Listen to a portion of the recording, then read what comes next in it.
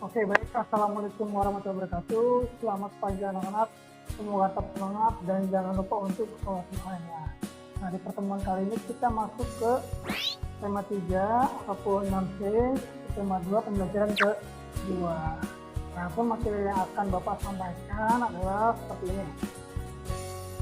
Jadi di tema 3 ini kita masih tentang ini ya, tokoh dan penemuannya. Karena apa? Karena memang kita perlu untuk mengenal tokoh-tokoh yang dimana ia berhasil menemukan alat-alat yang berguna dan dimanfaatkan bagi kita semua. Bahkan setelah kita pun masih bisa memanfaatkan. Maka dari itu kita perlu banyak belajar daripada ini perjuangan mereka dan semangat belajar mereka dalam menciptakan sebuah karya yang berguna bagi umat, bangsa, dan negara. Nah, ini ada kaitannya dengan pembelajaran ini ya, matematika sebenarnya. Karena apa? Di dalam matematika itu kita juga ini belajar tentang jam dinding. Nah, adapun pokok bahasannya itu kita akan juga mempelajari tentang kewajiban kamu di rumah, sekolah, dan juga masyarakat. Antara lain penggunaan hak dan kewajiban itu harus diseimbangkan seperti itu. Nah, seperti halnya dalam kegiatan sehari-hari ataupun kita temui, kita bisa menggunakan lampu namun juga berkewajiban untuk menghemat listrik. Nah, jadi kewajiban itu dapat kita artikan sebagai sesuatu yang harus dilakukan dengan penuh rasa tanggung jawab. Karena dengan adanya tanggung jawab, kita akan ini ya lebih mampu secara mandiri dan juga terbiasa dalam hal ini menghemat listrik. Kemudian dalam hal-hal lainnya menjaga lingkungan baik di rumah, sekolah, dan juga masyarakat pun akan terbangun. Itu. Nah, kewajiban itu kalau misalkan ia segala sesuatu yang harus kita kerjakan, nah, jadi sebelum memperoleh hak itu berarti kita harus melaksanakan kewajiban dahulu.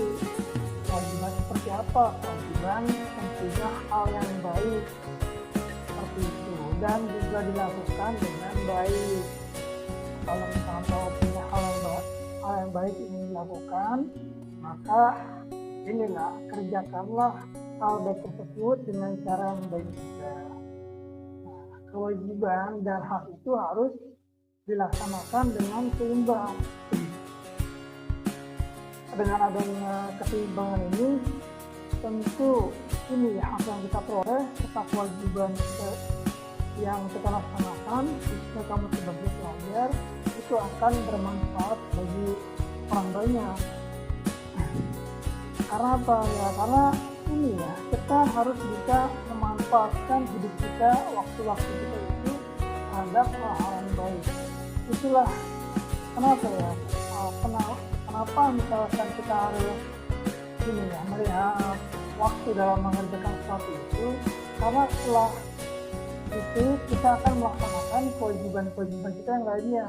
Nah, itulah ada kaitannya antara manfaat yang kita rasakan. Misalkan seorang ini ya, tokoh penemu jam, nah ia memberikan manfaat pada orang lain dengan hasil karya ciptanya, yaitu jam dinding. Nah, dengan adanya jam dinding ini, kita bisa mengatur waktu, kapan kita waktunya belajar, kapan kita waktunya istirahat, kapan waktunya kita menonton TV, kapan kita waktunya bermain. Seperti itu sehingga dimanfaatkan oleh orang-orang banyak. Artinya apa? Nah, kewajiban dia sebagai manusia yang bermanfaat bagi orang lain, kemudian menciptakan sebuah karya di dalam bentuk jam dinding atau bermanfaat. Nah, karya itu kembali dimanfaatkan untuk orang lain, sehingga dia bisa mengatur waktunya, hidupnya, dan kewajibannya baik di lingkungan sekolah, masyarakat, dan juga rumahnya. Nah, pernah terbayangkan mungkin olehmu bagaimana orang-orang terdahulu itu mengatur waktunya. Nah, ternyata dalam mengatur waktunya orang-orang zaman dulu juga ini melihat waktu. Nah, ada namanya jam matahari. Jam matahari itu sebuah perangkat sederhana yang menunjukkan ini ya waktu berdasarkan pergerakan matahari. Itu pernah kamu lihat ya, itu ada di halaman 5. Nanti bisa kamu lihat juga ada di buku pembelajaran kamu. Kan kita tahu bahwa fungsi jam itu akan dapat mengatur waktu, sehingga dengan kita bisa mengatur waktu, kita bisa melaksanakan kewajiban kita secara tepat dan juga cepat. Bayangkan kalau misalkan kewajiban kamu ialah belajar gitu kan, mengerjakan tugas, tapi kamu tidak tahu waktunya kapan. Ketika kamu mengerjakan namun di luar waktunya, maka bisa saja tugas tersebut menjadi telat untuk diserahkan kepada gurunya.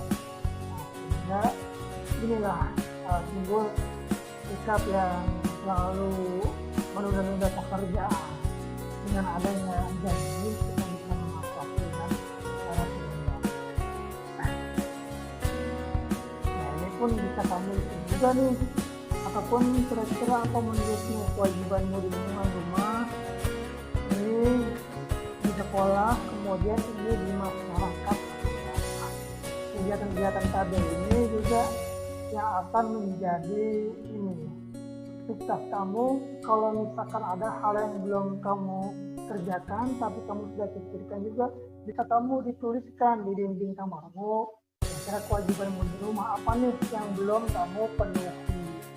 Intinya sesuai dengan kemampuan kamu sebagai siswa.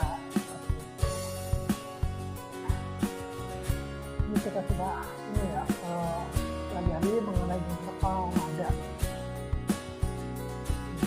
Saya ingin kita akan pembelajaran yang lain nanti. Nah, lalu di dalam kosakata baku itu ada istilah nama kalimat aktif. Nah, kalimat aktif ini harus kita gunakan juga dalam melaksanakan kewajiban kita di rumah, sekolah, dan juga masyarakat. Kita bisa menyesuaikan bagaimana kita berbicara kepada orang tua di rumah, kepada guru di sekolah, serta kepada orang-orang tua yang ada di masyarakat, tokoh masyarakat, beserta teman-teman bermain. Intinya apa? Dengan tata bahasa yang baik, dan juga biasakan kalau kita menulis itu dengan ejaan dan tanda bacanya yang benar. Nah, itulah yang dimaksud dengan kalimat efektif. Kemudian kalimat efektif ini disusun secara sistematis. Sistematis itu apa Pak? Yaitu berurutan ataupun sesuai dengan kaidah penulisannya, cara penulisannya. Tidak mungkin kalau misalkan ditulis secara tidak sistematis, maka kalimat itu sulit dipahami.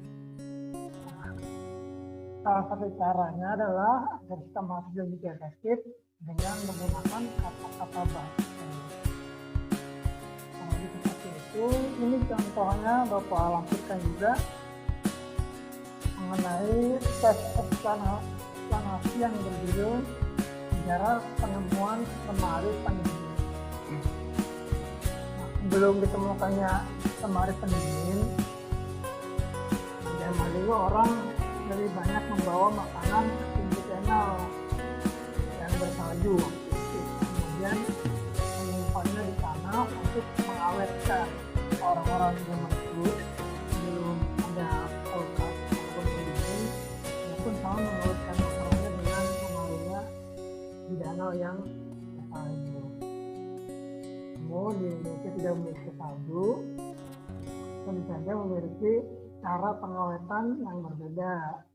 Misalkan itu pengasapan, terus pengasinan, hanya ada istilah asin dan pengeringan.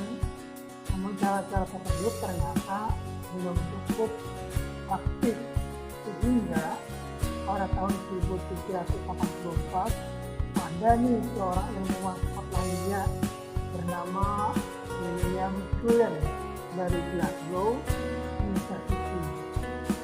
Dia ini mengembangkan sebuah mesin pendingin sederhana. Ini dia orangnya William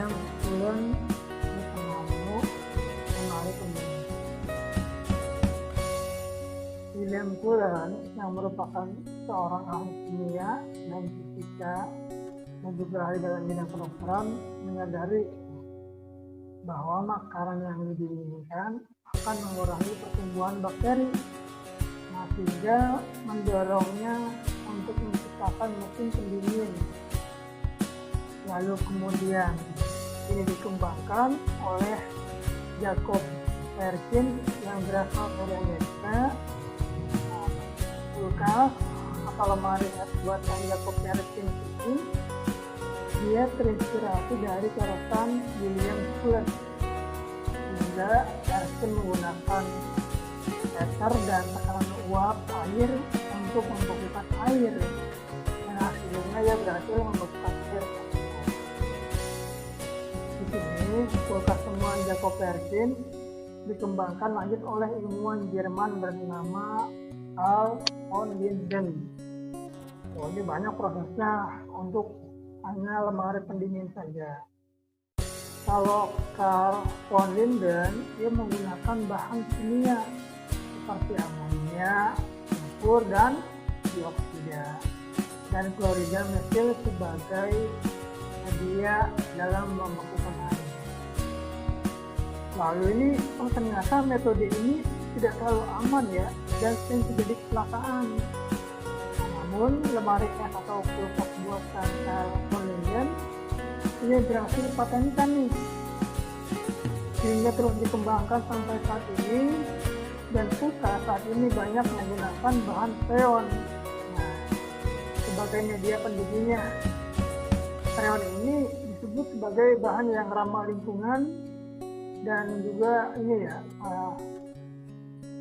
sebagai ternyata anggapan itu salah, bahwasanya freon itu diketahui tidak ramah lingkungan dan dapat merusak lapisan ozon di bumi. Lalu berkembang lagi dari freon berganti menjadi ini menggunakan hydrofluorokarbon (HFC). Itu diperkirakan lebih ramah lingkungan.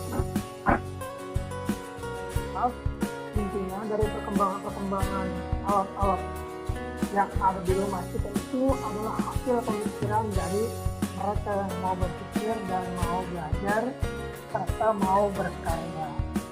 Ini bisa kita tiru di zaman yang modern itu, bahwa banyak hal yang belum kita temukan seperti itu. Maka dari itu asal kita mau berpikir tentu akan ada hal-hal baru yang dapat kita buat. Oke, sekian untuk pertemuan kali ini. Semoga bermanfaat. Jangan lupa untuk selalu budayakan membaca. Mulailah biasakan untuk membaca buku-buku tanpa harus bapak ataupun bunda perintah. Budayakan literasi. Semoga bermanfaat. Assalamualaikum warahmatullahi wabarakatuh.